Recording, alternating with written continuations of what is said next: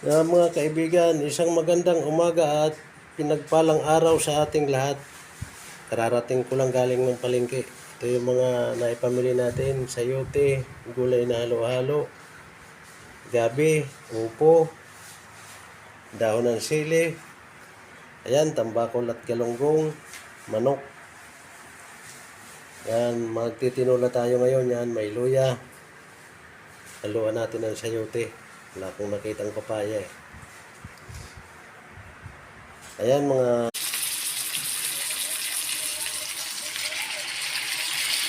yan, litos nito at maalis o mabawasan yung lansa ng manok. Hindi naman talaga maalis yung lansa, mababawasan.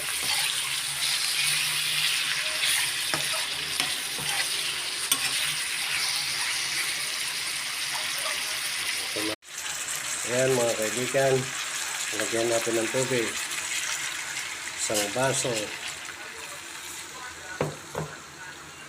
tapos lagyan natin ng isang maliit na baso. Ayan,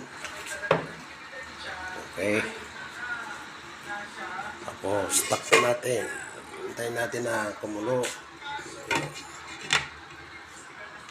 bago ito yung sahog natin na sayote at dahon ng sili.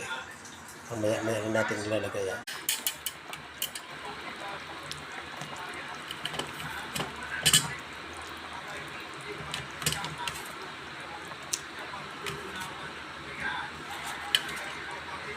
Okay, ilubog natin yung sayote, ilubogin natin sa sabaw. Itong dahon sili, mamaya-maya na to pag malapit na maghango. Saka natin lang. Takpan ulit natin mga kaibigan. Pangka swabe. Ayan. Nailagay na natin. Patubog-lubogin lang natin ng konti yung dahon ng sili. Okay.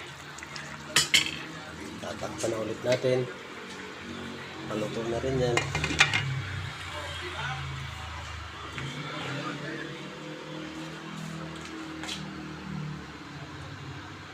Okay. Papatayin natin yung kalan.